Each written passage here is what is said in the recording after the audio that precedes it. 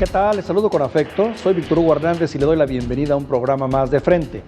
Un espacio de análisis y opinión sobre esos temas que están en el ánimo de la opinión pública y que queremos comentar con usted. Gracias. Comparto el espacio en esta ocasión y saludo con afecto a Mitzi Cordero, compañera nuestra desde Jalapa, Veracruz. ¿Qué tal, Mitzi?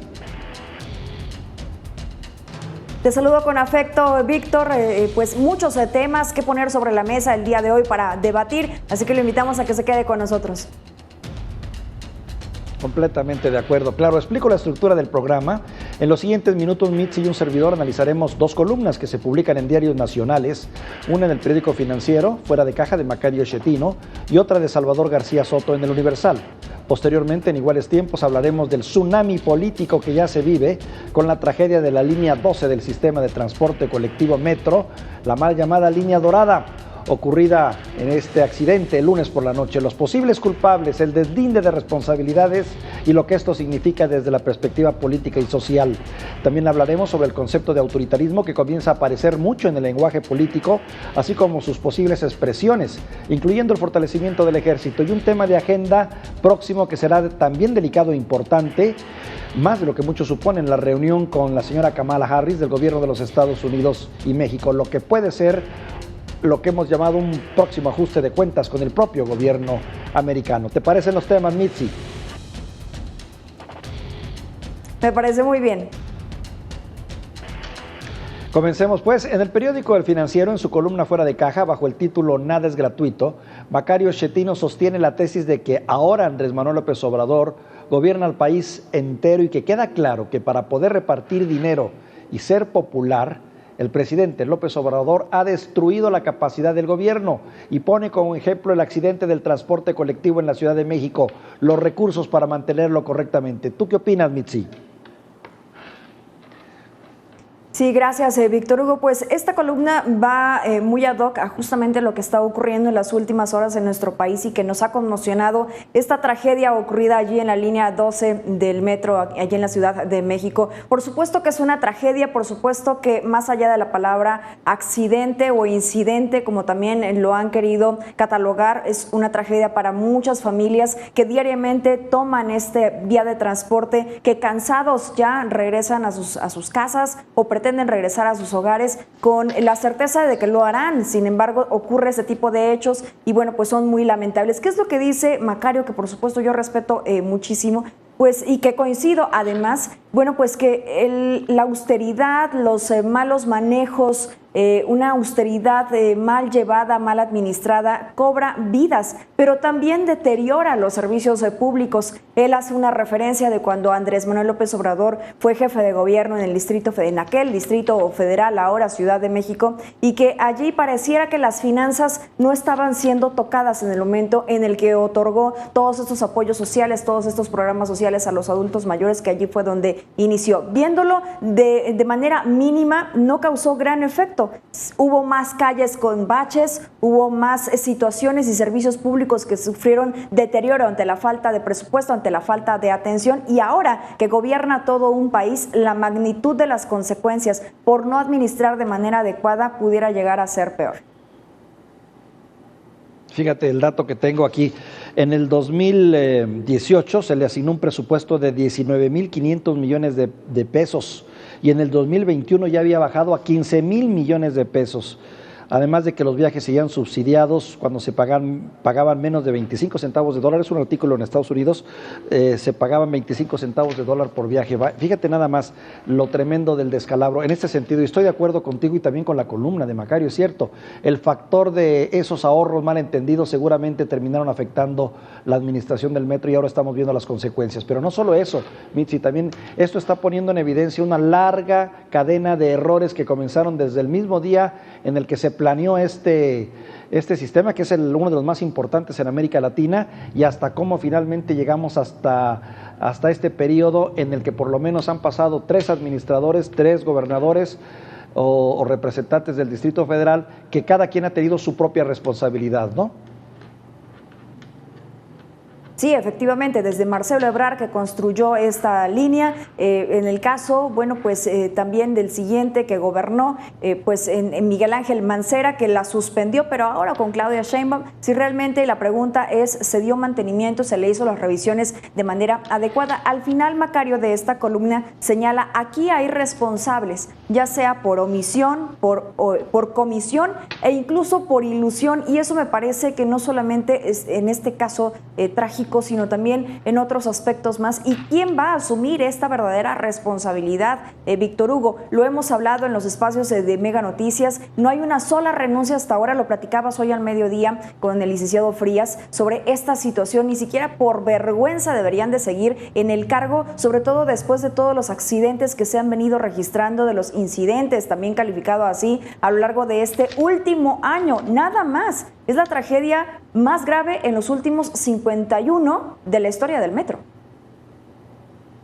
Así es, 25 personas fallecidas y un gran número de lesionados. Mira, hay una responsabilidad política, una responsabilidad jurídica, hay una responsabilidad penal, hay responsabilidad administrativa y estarás de acuerdo conmigo, no hay un solo responsable. Aquí el asunto es ver si realmente la investigación nos va a permitir saber quiénes son los responsables o el grado de responsabilidad que tuvieron no solo Marcelo Ebrard, sino también la propia directora, ¿no? Florencia Serranía, o también Claudia Sheinbaum, entre otros.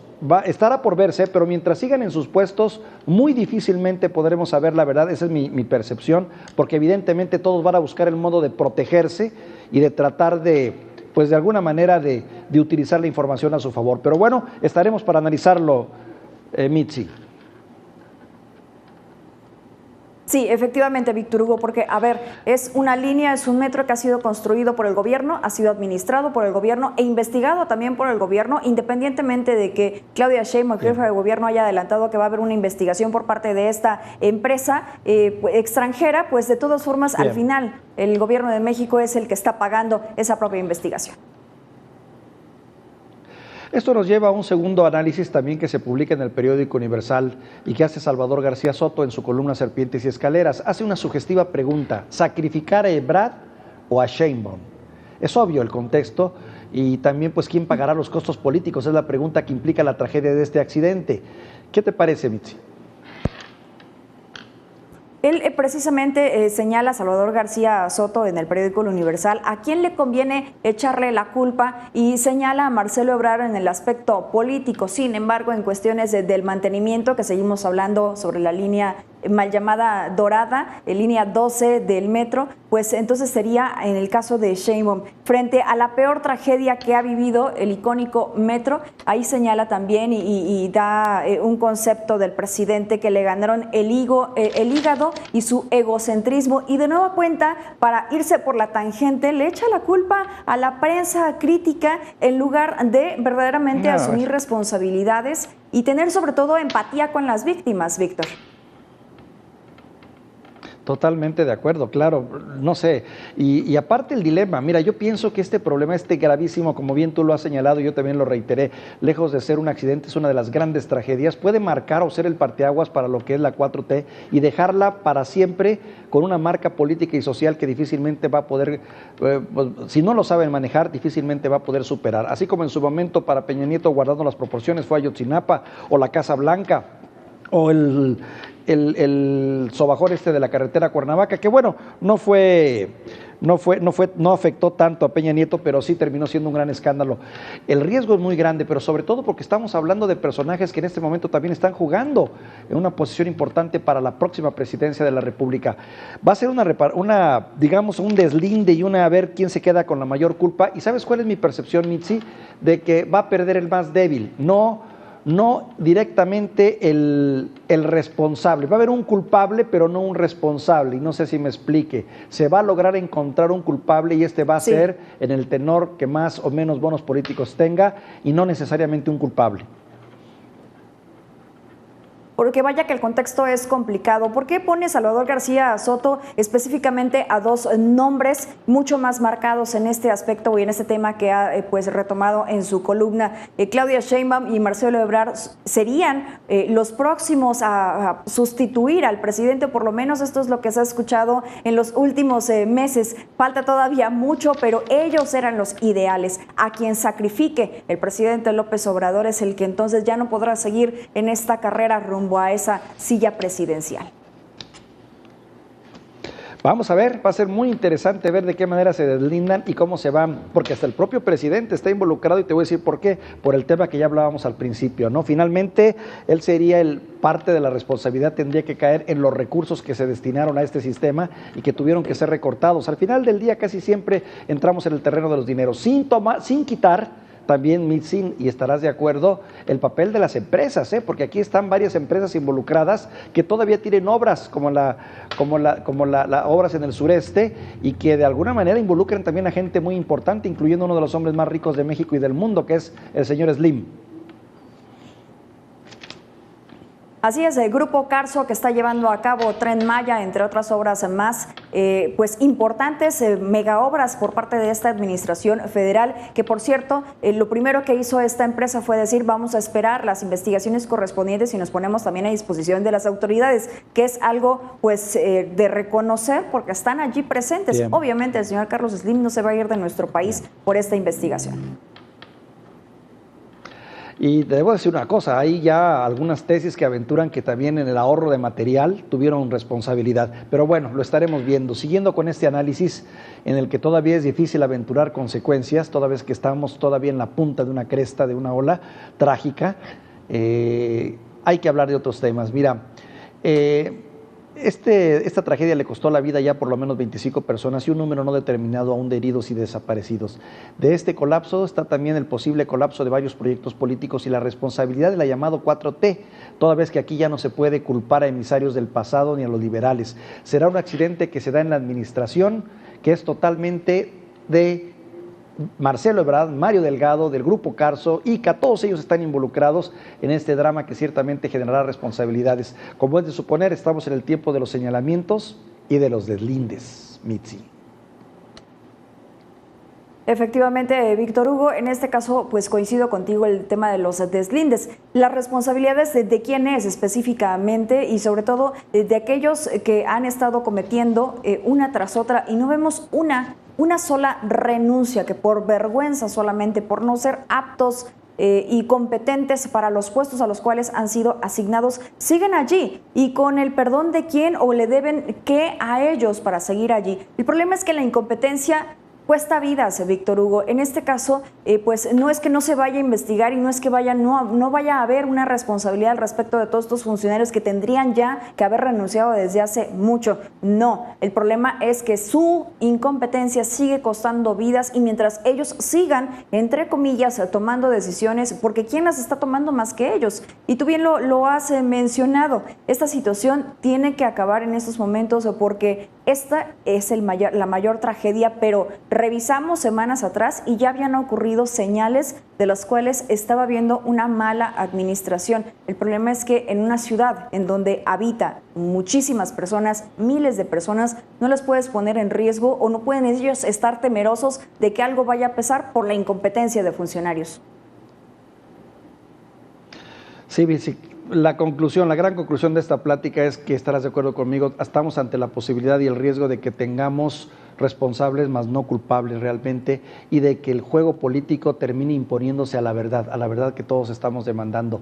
Vivimos en un país en donde desafortunadamente y que no sepamos exactamente qué fue lo que ocurrió en esta tragedia, porque al final de cuentas el peritaje se va a emitir y si reservan la información, bueno, pues entonces no sabremos exactamente qué fue lo que ocurrió.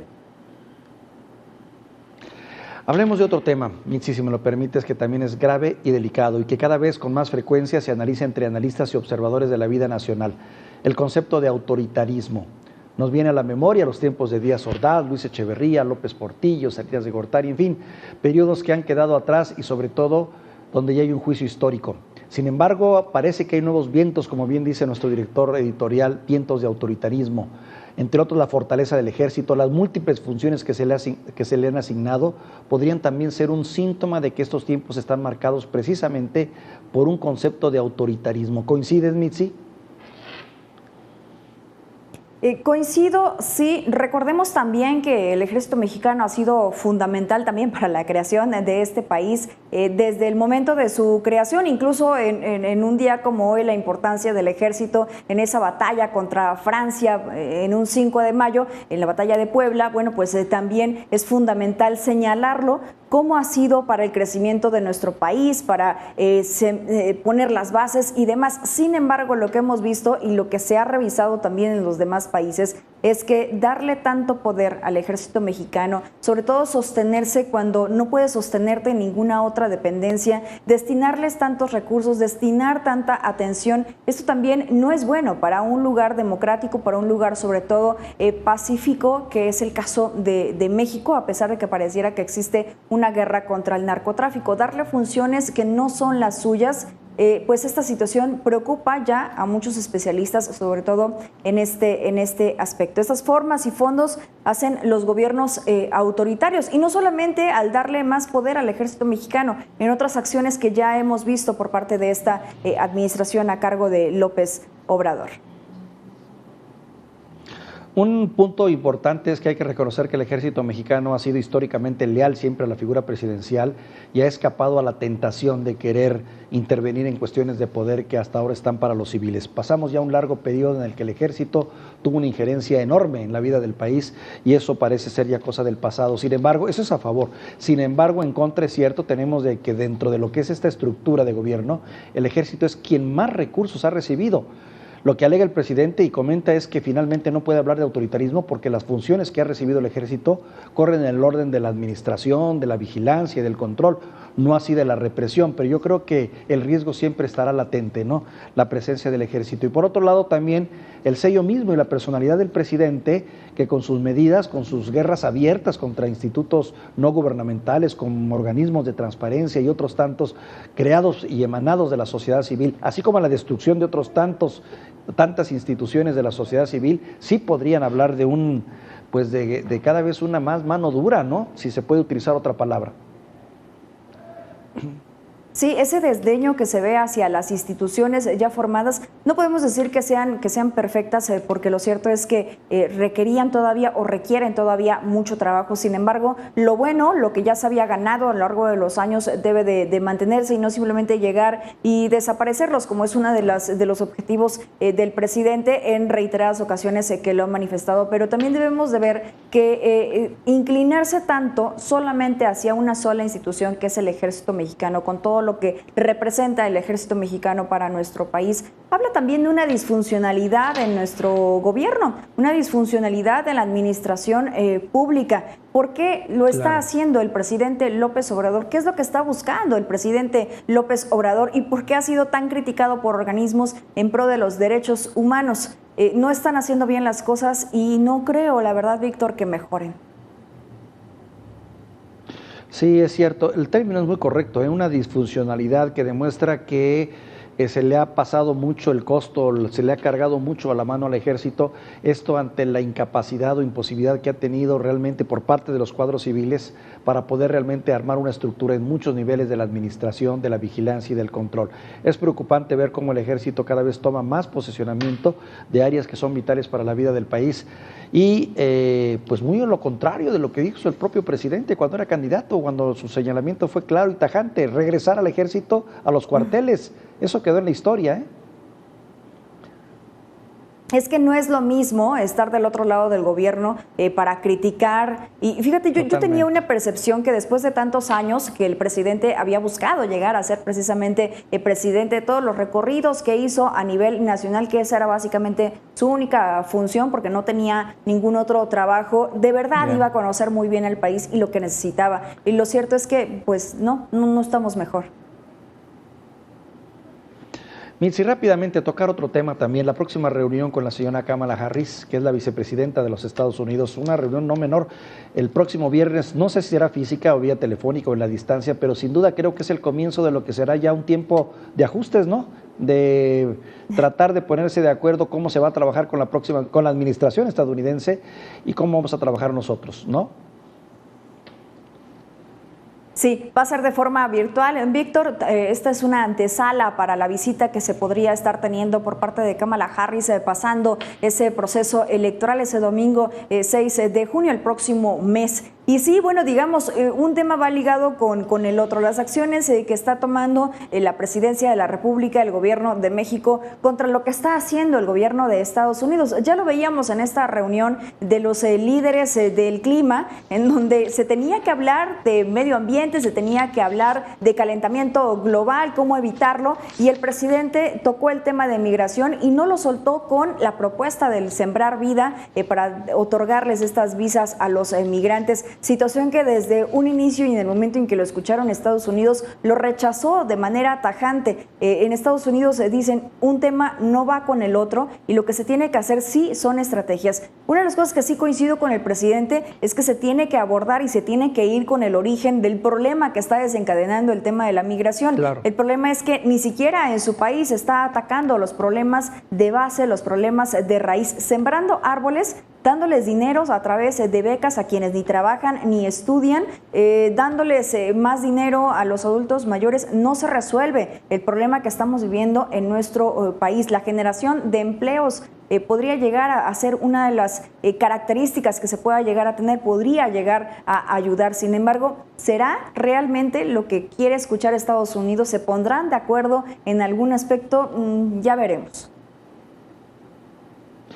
Complicado, complicado porque finalmente, aunque se logró una buena relación con Donald Trump, lo cierto es que Joseph Biden es otro asunto en este tema y tiene sus propias políticas públicas bien definidas, muchas de ellas no acordes o en concordancia pues con lo que es el gobierno actual de México y de Andrés Manuel López Obrador. Va a ser muy interesante este primer reencuentro en el que seguramente vamos a saber después qué tipo de presiones, como buen hermano mayor que es Estados Unidos y como buen grandulón, va a terminar imponiéndonos, independientemente de esa mano suave que aparenta Joseph Biden.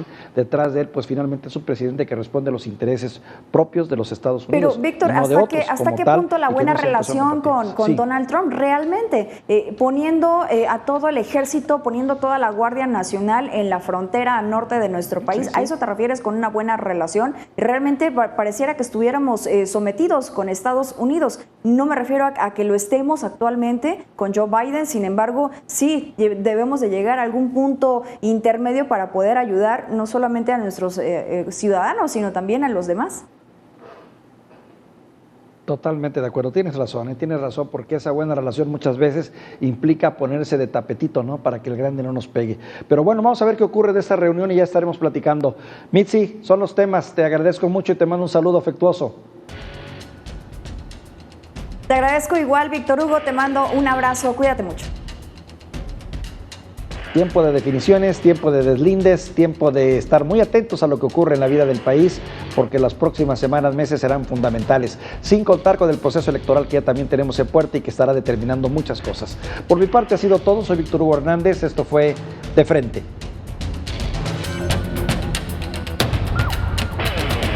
De Frente.